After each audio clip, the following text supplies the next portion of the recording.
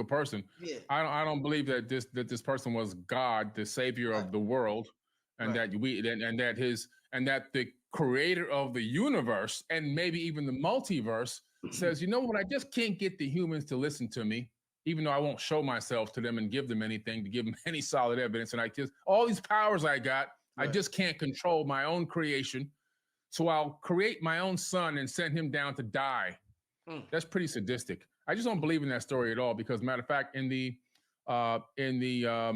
Sinai Bible, Jesus is never even crucified, and that Bible predates the King James version of the Bible. The King James version is newer than the Sinai Bible, and they have 14,000 discrepancies between the two. And I don't believe he was ever executed or hung or crucified in any kind of way. I believe that was added much later by the Romans. Even hell was added. We know that for a fact by the Catholic Church, and we know that the rapture was also added by Darby in I think it was 1835 or something like that. So even that was added. So we're looking at a remixed version of history. But this guy, I believe that he definitely was a real person. He was trying to teach people, alchemy and magic science, which is how to combine spirituality and technology, and understand that the body itself is a phenomenal spiritual machine, and you can access the power within yourself. And I don't believe that I believe that his mission was to teach people how to access Christ consciousness. Right. Jesus Christ wasn't the first Christ. He's just one of dozens that already existed. The further back you go, you find more Christ, like Horus, right? And so forth. So, and with the same similar stories, but Jesus was trying to say, hey, I'm not coming back. The Christ consciousness will return. And that's when we all go inside to here, and we access the higher level of dimensional thinking and processing in our own minds and our own bodies, and bring that to fruition here on earth and convert this hell into heaven. I think that was the real mission. Is there any that are women that stick out? Are there any women saviors that hit planet Earth like Jesus, like Tahuti, or like whoever, and they got quote unquote crucified for telling the truth? See, this is where the story always tends to get a little weird. I'm glad you brought this question up. Yes. What we see when we look at these Abrahamic religions, when we look at Christianity and Islam and all these other religions, it's predominantly 1000% male dominated. And we have this male or masculine energy that's always being portrayed, and it's typically always a man. It's always a man. Even God has been attributed with an actual gender. We got to call God he, him, right? I'm his son, I'm his daughter, or whatever. And so I think where we can see evidence of tinkering with ancient text is the fact that it always seems to be extremely male dominated. And even when you look into not even too far into the past, I'm talking about within the last maybe 100 years, women couldn't go into church. Women could never speak in the temple. They couldn't do this. They couldn't. The women was completely, or were and still are, oppressed. They're just now beginning to break out of that in certain parts of the world. Right. And when you go to the Middle East or you go to Egypt and Africa, you see the evidence of the oppression of the feminine energy. Everything is dirty. Everything is one color. There's no flowers.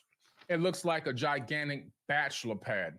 When you look at the world as a whole, if you look at the macro aspect of male dominance, you see wars and killing and abduction and nuclear weapons, and we're going to fight you for this land, like what's going on right now over there in Gaza.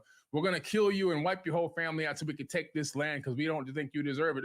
We want your resources. We're going to go steal resources over here and resources over there. That's all toxic male dominant energy. And the planet itself is full of toxic male dominant energy. There's not a balance here. Until we regain balance between divine masculine, divine feminine, there's always going to be this off feeling or this frequency that's not going to be matched. And because of that, we're going to see what we see going on here. We have to get back into a certain level of balance. And right now, when you look at ancient texts, the only text that talks about women ever ruling this planet is the Sumerian kings list. And one account in the Egyptian kings list, Hatshepsut ruled for 20 years. She was a woman, but she had to pretend that she was a man. All her images had to be carved as a man. She had to tell everybody that she was really a man and hide behind being a woman. But in the Sumerian kings list, actual women actually ruled the entire planet. But what's interesting, what I think is quite interesting, Billy, is that All right, let's say we got this pyramid right here, a perfect Hmm. pyramid. Yeah. A lot of people have these in their home. I'm sure you have Yeah. some, the Orgon pyramids, and it's like a perfect pyramid. Now, Hmm. we know antennas come in different shapes and sizes. So if geometry, sacred geometry acts as an antenna to resonate with higher planes of creation, that what the ancients did, Billy, this is interesting. This is a perfect pyramid. What the Hmm. ancients did was they modified the shape of the great pyramids where you just came from with a slight indentation in the center. And you can only see it Yeah. from the sky. So it's not a Right. perfect pyramid like this. It's a slight indentation. You can only see it Hmm. from the sky. So what they essentially did from what I learned, Billy, is that they changed the resonance of this pyramid so it could align with a certain force in a certain dimension. My question to Yeah. you, Billy, is if the ancients, if we're trying to emulate the ancients and they got their pyramids with an indentation, why we ain't got it in our stuff? If this supposed to be sacred, should we emulate that? Should we? Because all of us got a bunch Yeah. of fancy pyramids in our Right. home. Shouldn't we start having pyramids that are slightly all centered the Yeah. same way they do in Egypt? Now, that's a good point you bring up. The Great Pyramid at Giza is an 8-sided pyramid, and you can only see it from a particular angle in the sky with the sun in a particular part of the sky, and then you can begin to see the shadows and the angles. Of course, you can also be on the ground and measure the angles, but the Great Pyramid of Giza is an 8-sided pyramid, and we know that Tahuti was the god of 8. Uh-huh. And even what he did was he went and built the Pyramid of the Sun and Pyramid of the Moon in Teotihuacan, Mexico. And the Pyramid of the Moon he built for his wife, Mayat. And he built that, it's 8 pyramids stacked on top of each other in Mexico.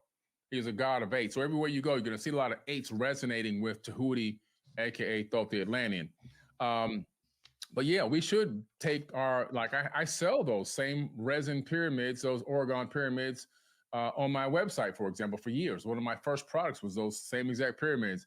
But you're right, we should find a way to, to make some of them 8-sided. Russia took pyramids and they hollowed them out. They built hollow pyramids in a laboratory setting outside. And they began to plant crops underneath the pyramids and took the same exact type of crops, planted them on the outside of the pyramid.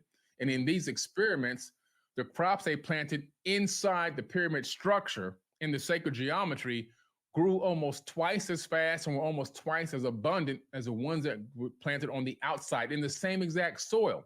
So they found out that there's something to do with the angles, right? Accessing these angles or these angels to accessing this higher dimensional energy that feeds the third dimension that can be harnessed and utilized by third dimensional life forms. And so, this is incredible because then that same experiment was replicated many times. And we now know that a pyramid structure harnesses natural energy, Right. not just harnesses it, but can actually transmute it into living things.